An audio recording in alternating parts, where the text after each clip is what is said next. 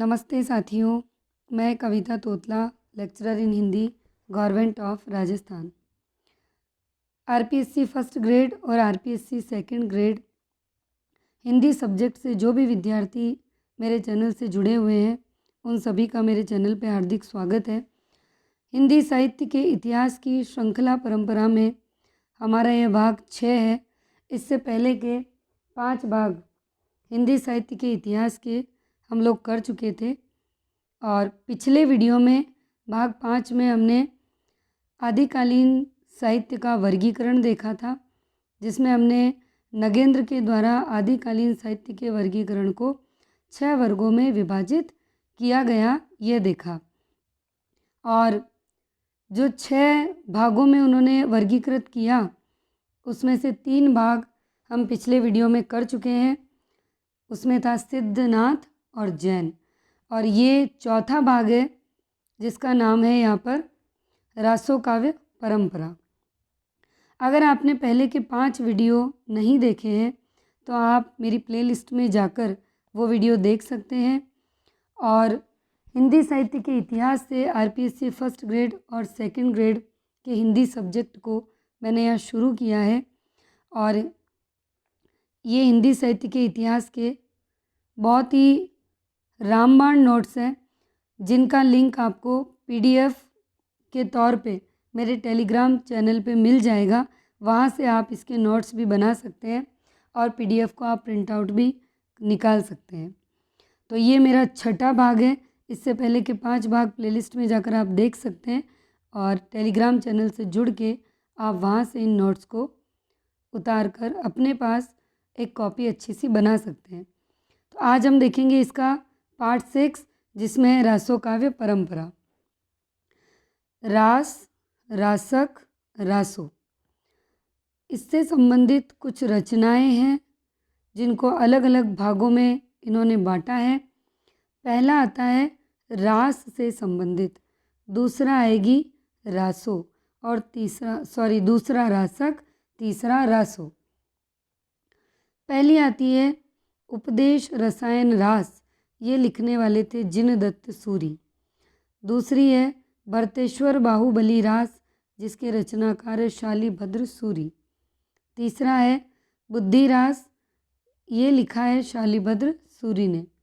और पंच पांडव रास, ये भी शालीभद्र सूरी ने। यानी कि 3 रचनाएं जो है भरतेश्वर बाहुबली रास, बुद्धि रास और पंच पांडव रास, ये शालीभद्र सूरी के द्वारा लिखा गया है। आगे की 2 रचनाएं हैं चंदन बाला और जीव दया, ये आसगू कवि ने लिखी है। स्थूली भद्र रास जिन धर्म सूरी ने। देखिए, आपको कंफ्यूज नहीं होना है। एक नाम आपके सामने यहाँ आ रहा है जिनदत्त और एक नाम आ रहा है जिन धर्म।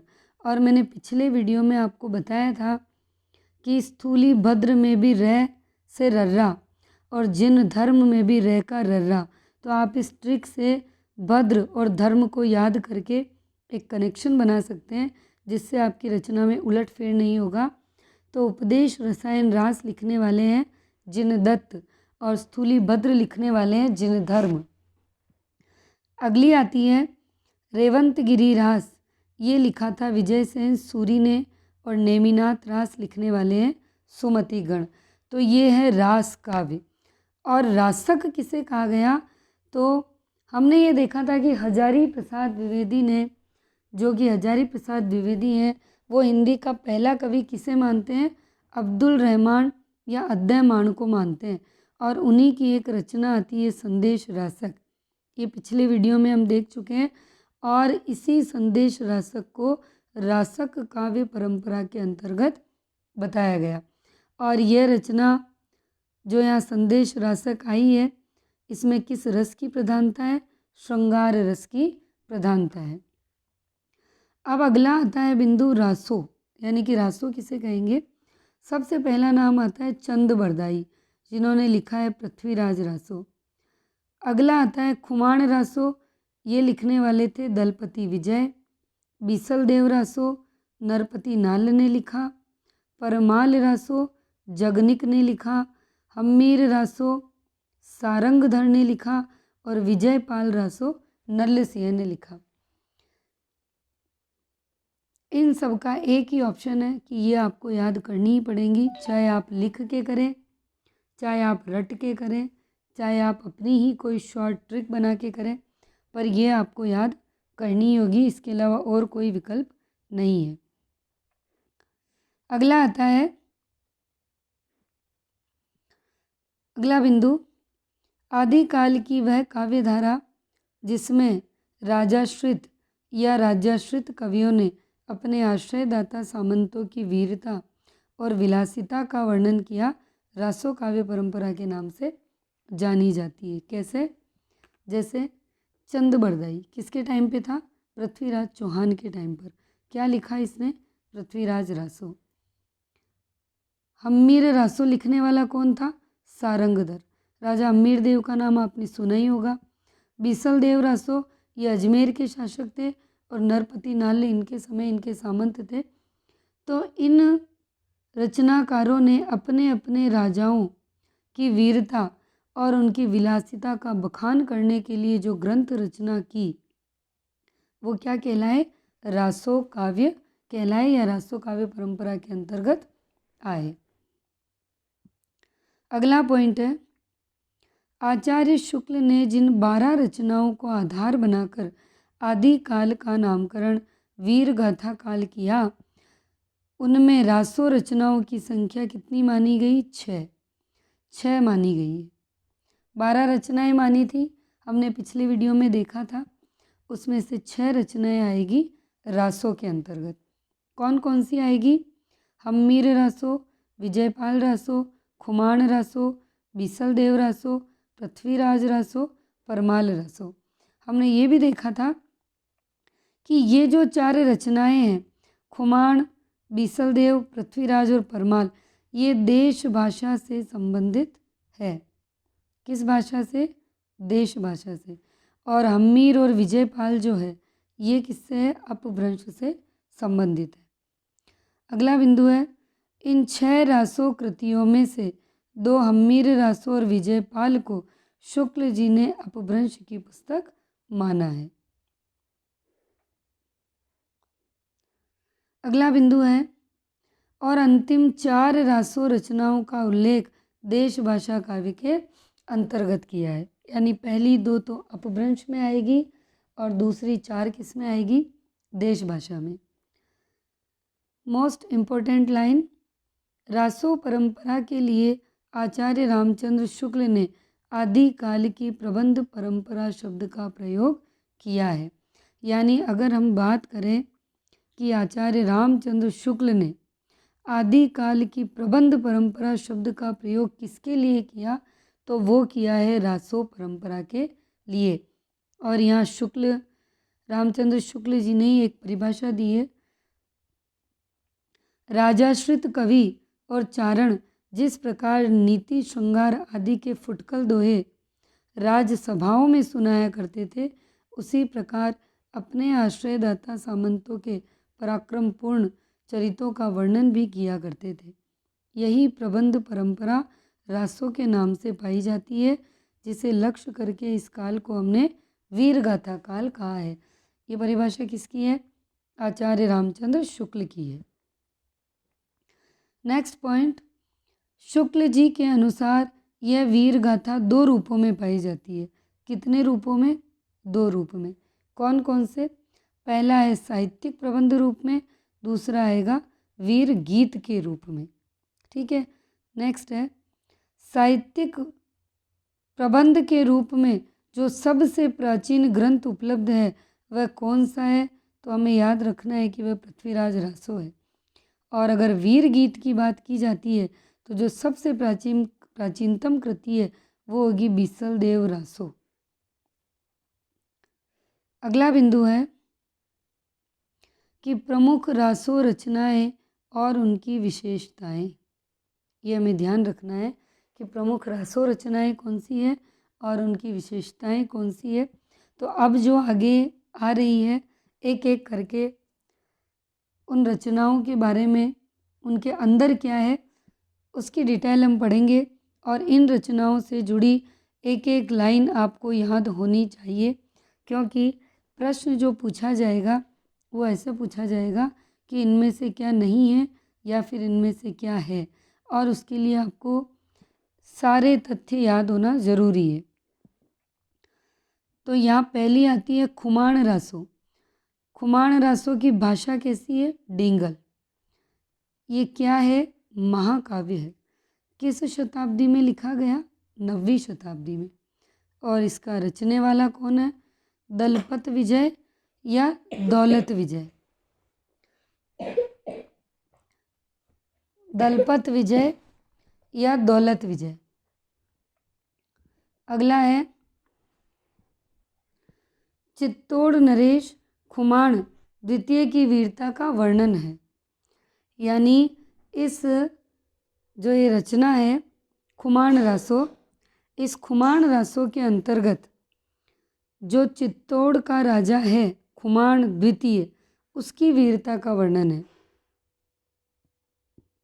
इसमें 17वीं सदी के राजा राजसिंह का भी नाम आया है, इसीलिए इसकी प्रामाणिकता पर संदेह व्यक्त किया जाता है।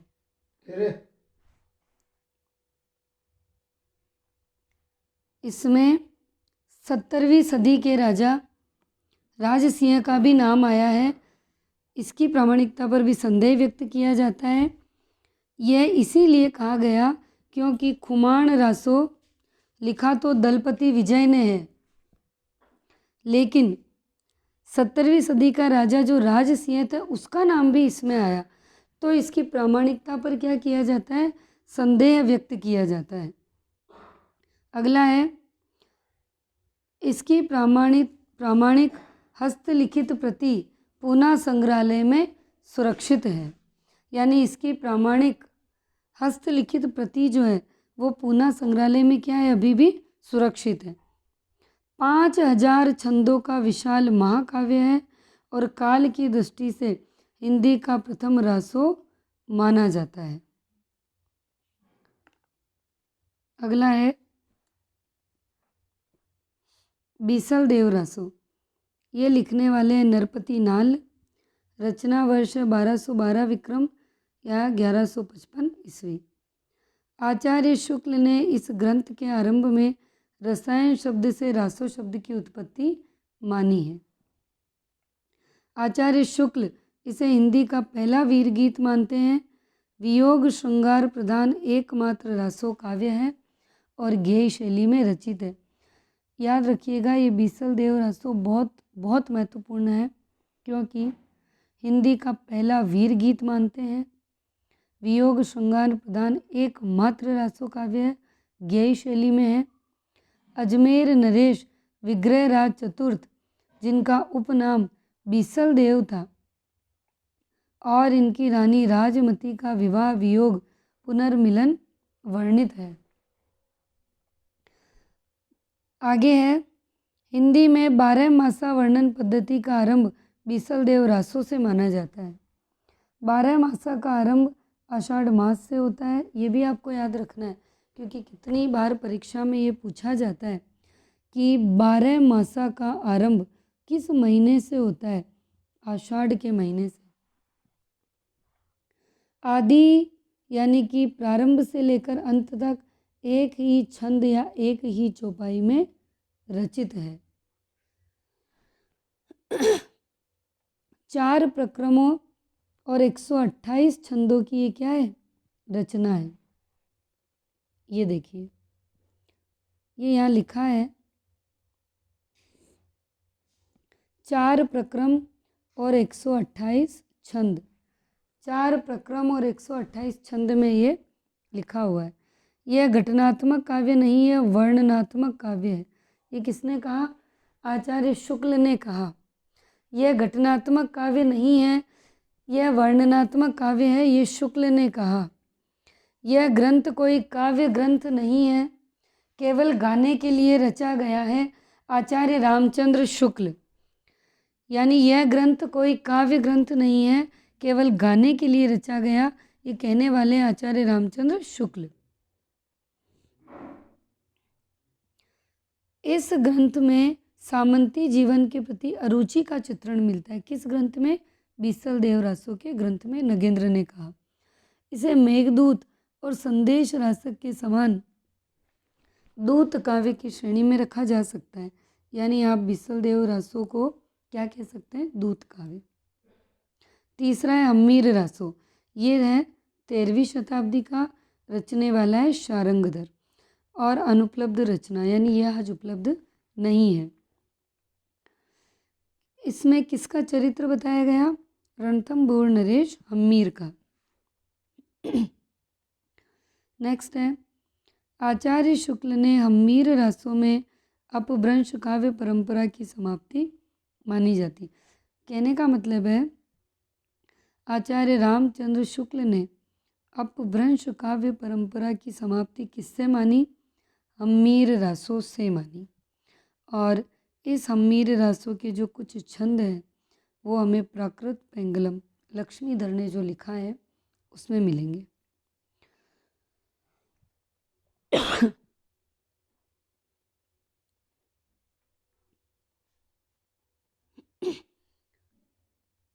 विजयपाल रासो। विजयपाल रासो जो है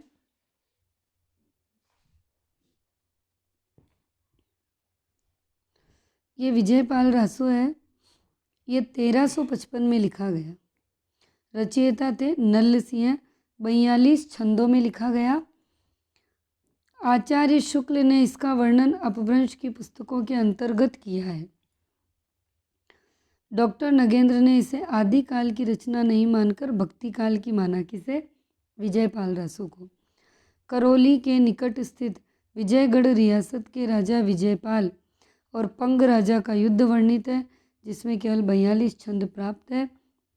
इस रासों में तोप चलाने का भी वर्णन मिलता है। तो यदि आपसे पूछा जाए कि किस रासों में तोप चलाने का वर्णन मिलता है? विजयपाल रासो।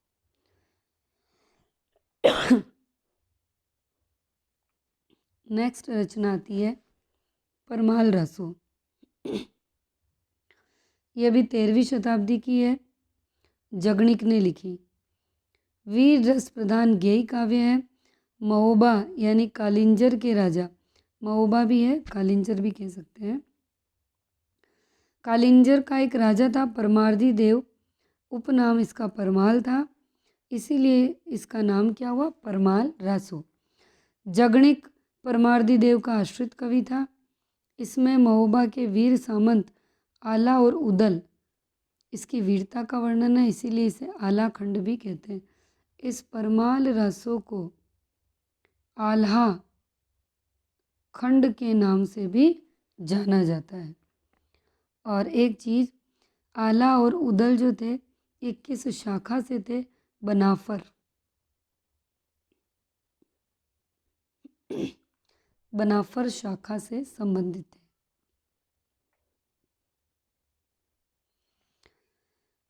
अगला है आला एक लोक गायन शैली भी है और छंद भी।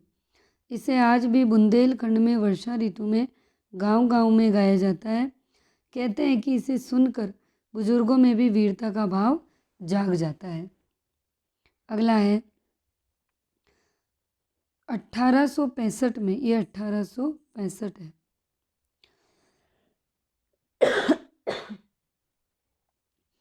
1865 में फर्रुखाबाद के जिला कलेक्टर चार्ल्स इलियट ने इसे आला खंड शीर्षक से प्रकाशित कराया।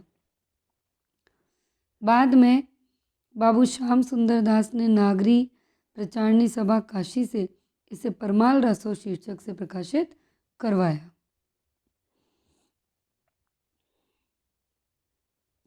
अगला आता है पृथ्वीराज रासो। रचयिता थे चंद बरदाई। चरित्र नायक कौन है? पृथ्वीराज चौहान। और जो चंद कवि थे, जो चंद बरदाई, ये लाहौर के थे। पृथ्वीराज चौहान का बाल सखा भी था, राजकवि भी था, सामंत भी था, सेनापति भी था।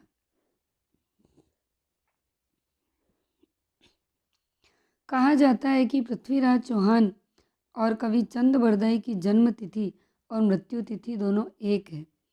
आचार्य रामचंद्र शुक्ल ने पृथ्वीराज रासो को हिंदी का पहला महाकाव्य और कवि चंद को हिंदी का पहला महाकवि माना है।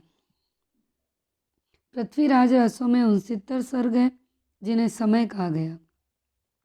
कनवज्ज युद्ध समय पृथ्वीराज रासो का सबसे बड़ा समय माना जाता है। परमाल रासो की कथा वस्तु पृथ्वीराज रासो के महोबा समय पर आधारित है। इसमें 68 प्रकार के छंदों का प्रयोग हुआ, इसीलिए इसे छंदों का अजायबघर कहते हैं। सर्गों की बात करें तो 69 है और अगर छंद की बात करें तो 68 है। ध्यान रखना, 68 छंद। हिंदी की एक अन्य रचना और रामचंद्रिका, इसे भी छंदों का अजायबघर कहते हैं। ये केशवदास की है। केशवदास, उसे क्या कहते हैं? छंदों का अजायबघर। और ये भी छंदों का अजायबघर क्या है? पृथ्वीराज रासो।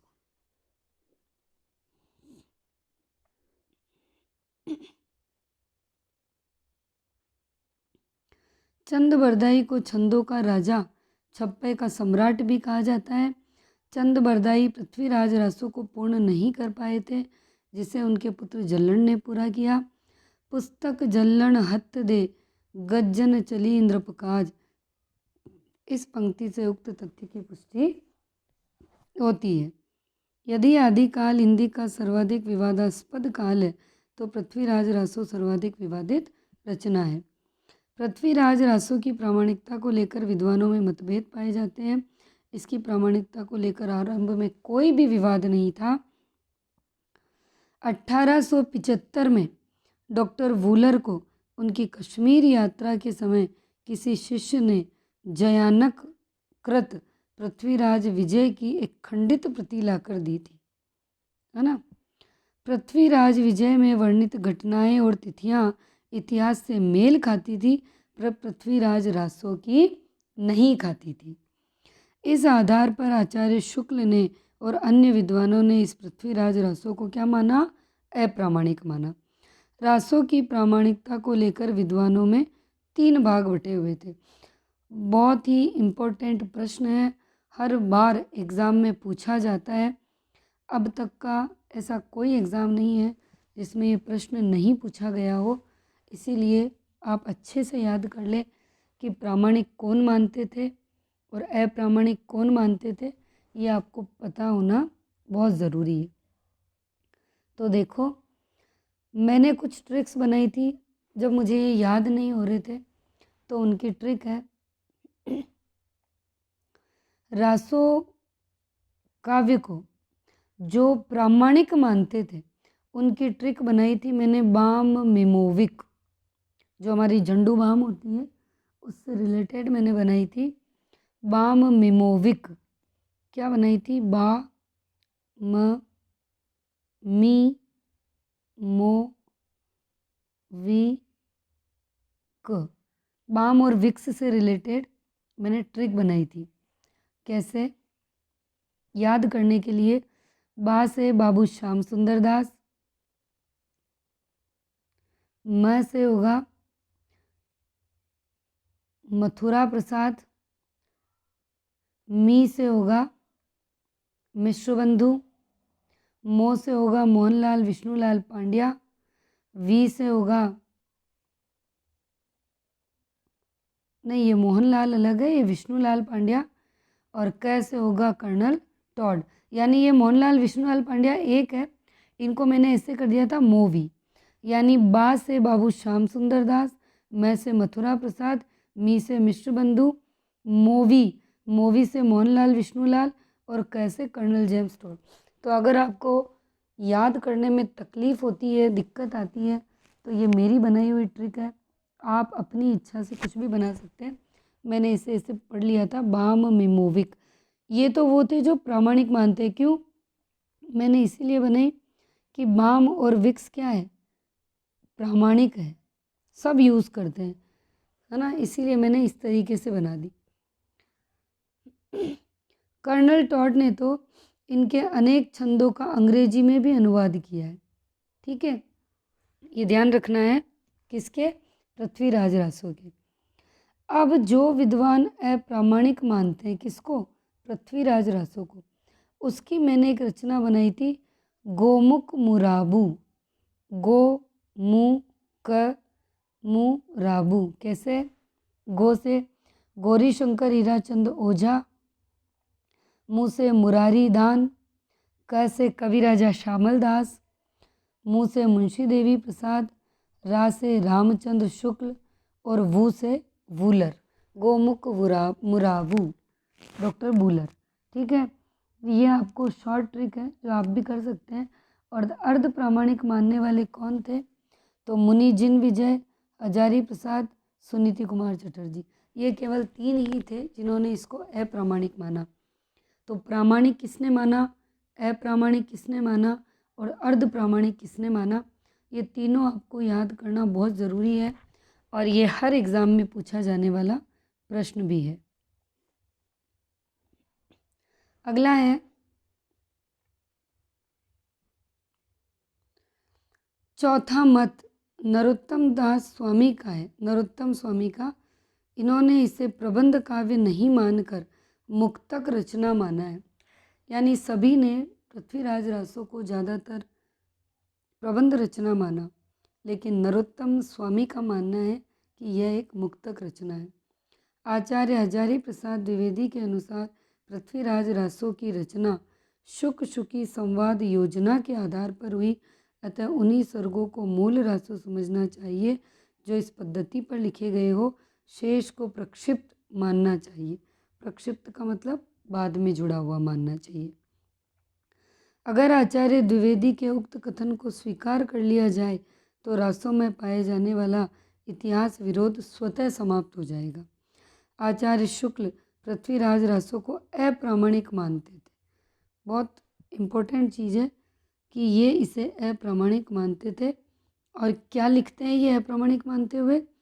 इस संबंध में इसके अतिरिक्त और कुछ कहने की जगह नहीं कि यह पूरा ग्रंथ वास्तव में क्या है? जाली है। शुक्ल जी ने और भी कहा है कि यह ग्रंथ न तो भाषा के इतिहास और न ही साहित्य के जिज्ञासुओं के काम का है। कौन सा ग्रंथ? पृथ्वीराज रासो।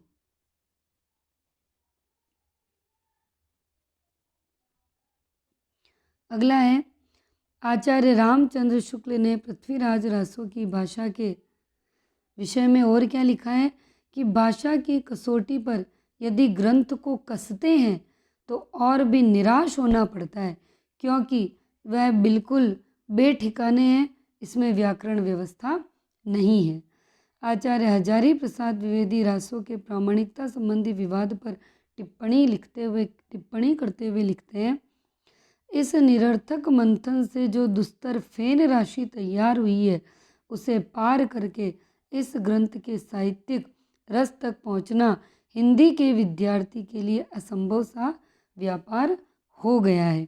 ये कहने वाले कौन है? हजारी प्रसाद द्विवेदी। आचार्य शुक्ल ने पृथ्वीराज रासो की भाषा को पिंगल माना। इन्होंने अपने साहित्य इतिहास ग्रंथ में केवल पिंगल की रचनाओं को ही स्थान दिया। और क्या लिखते हैं ये कि हिंदी साहित्य के इतिहास में हम केवल पिंगल भाषा में लिखे हुए ग्रंथों का ही विचार कर सकते हैं। ऐसा कहने वाले थे आचार्य रामचंद्र शुक्ल। तो हमने नगेंद्र ने जो आदिकालीन साहित्य का वर्गीकरण जिसे 6 भागों में बांटा गया उसमें से 4 हम पढ़ चुके हैं, नाथ, सिद्ध, जैन और आज हमने पढ़ा रासो, यानी ये चौथा हो गया। अब हमारा लौकिक और गद्य साहित्य ये 2 पार्ट बचे हैं जो हम अगले वीडियो में देखेंगे। मेरे इस चैनल की प्लेलिस्ट में आरपीएससी फर्स्ट ग्रेड का पेपर विश्लेषण, उसका अंक बार, कितने प्रश्न कहाँ से आते हैं, और आरपीएससी सेकंड ग्रेड में हिंदी विषय का पेपर विश्लेषण, उसका अंक बार, कितने प्रश्न किस टॉपिक से और कहाँ से आएंगे, ये सभी मैंने बहुत अच्छे से बताया हुआ है। अगर आपने प्लेलिस्ट नहीं देखी है तो आप वहाँ जाकर देख सकते हैं कि आपको फर्स्ट ग्रेड में किस तरीके से पढ़ना है और सेकंड ग्रेड में आपको किस तरीके से पढ़ना है। सारी किताबों की डिटेल भी बताई हुई है, फर्स्ट ग्रेड के फर्स्ट पेपर की बुक्स के बारे में, और सेकंड ग्रेड और फर्स्ट ग्रेड जो विषय जो हिंदी सब्जेक्ट से जो विद्यार्थी कर रहे हैं उनकी भी पूरी लिस्ट मैंने बताई हुई है। तो अगर आप मेरे चैनल पर पहली बार आए हैं तो चैनल को सब्सक्राइब करें, बेल आइकन को प्रेस करें। इस चैनल पे आपको आरपीएससी फर्स्ट ग्रेड और सेकंड ग्रेड हिंदी विषय से जो भी विद्यार्थी कर रहे हैं पूरा कोर्स यहाँ आपको हस्तलिखित नोट से करवाया जाएगा। और इसी चैनल की प्लेलिस्ट में मैंने ये भी बताया है कि आपको कैसे पढ़ना है, क्या पढ़ना है, कितना पढ़ना है, ये सारी जानकारी दी गई है। तो आप इसकी प्लेलिस्ट में जाकर वो वीडियो देख सकते हैं। और आज का जो वीडियो है इसकी पीडीएफ आपको मेरे टेलीग्राम के चैनल पर मिल जाएगी, वहाँ से जाकर आप नोट्स बना लीजिएगा। और अगले वीडियो में इसी आदिकाल के साहित्य के वर्गीकरण के जो 2 टॉपिक बचे हैं वो हम करेंगे। और अभी हमारा आदिकाल ख़त्म नहीं हुआ है, अभी थोड़ा सा और बाकी है। और इसके बाद फिर हम भक्ति काल में आएंगे, फिर हम रीति काल में आएंगे, फिर आधुनिक काल में। तो हिंदी साहित्य का इतिहास कोई छोटा पार्ट नहीं है, क्योंकि बहुत सारे बच्चे पूछ रहे हैं कि मैम हिंदी का इतिहास हो गया क्या, आप वीडियो नहीं बना रहे हैं। तो मैं इन दिनों थोड़ी बिज़ी चल रही थी, इस वजह से मैं वीडियो नहीं बना पाई, लेकिन अब कंटिन्यू वीडियो रहेगा। और हिंदी साहित्य का इतिहास बहुत बड़ा है, काफ़ी लंबा चौड़ा है, तो बेहतर होगा कि साथ के साथ आप इसे लिखते भी जाएं और रीड आउट भी करते रहें। और जैसा कि मैंने बताया था कि इन नोट्स के साथ साथ आपको पुराने आए हुए यूजीसी नेट के पेपर ज़रूर हल करने हैं, तो आप उन्हें करते रहिए। आपको अलग से कोई भी पेपर, मॉक टेस्ट ऐसा कुछ भी करने की ज़रूरत नहीं पड़ेगी, ना कहीं से अलग किसी ऐप से कोई किसी पेपर सीरीज़ से आपको जुड़ने की ज़रूरत रहेगी, क्योंकि ये नोट्स अपने आप में सारगर्भित है।